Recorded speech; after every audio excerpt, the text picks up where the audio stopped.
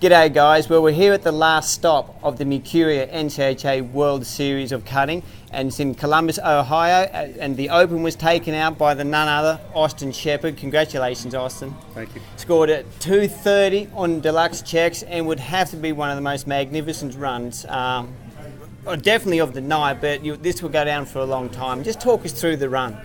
Well, I had 3 black cows that I wanted to cut, and I cut my first black cow and it was good. Real good way to start the run. And then my second black cow was good. Might have had a little bit of a miss on it, and I felt like I needed to kind of come cut. And I told them before I went down there that if that red cow walked out there by herself, I'd try her, and I couldn't go back on my word. And I'm not sure how much time I had left, but that was the best way to cut her clean. Oh my God, that really, I think you probably put your hand down at 38 seconds. Yeah. And it was just, that was unbelievable.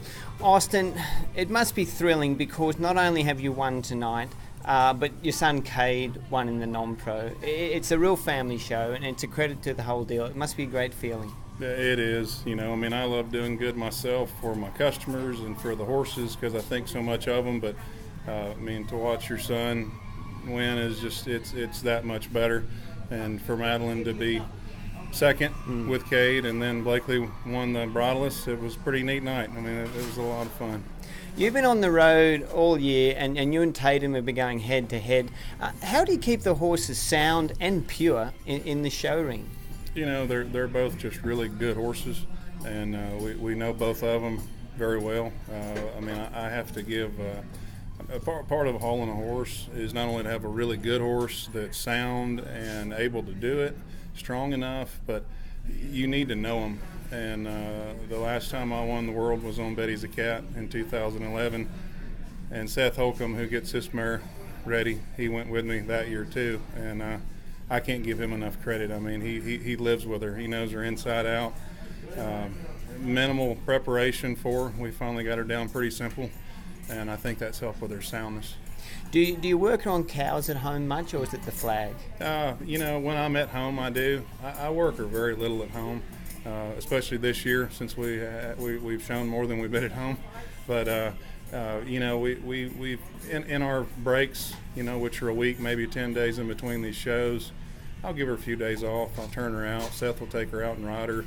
I'll work her on cows a time or two before we go show, but not very much.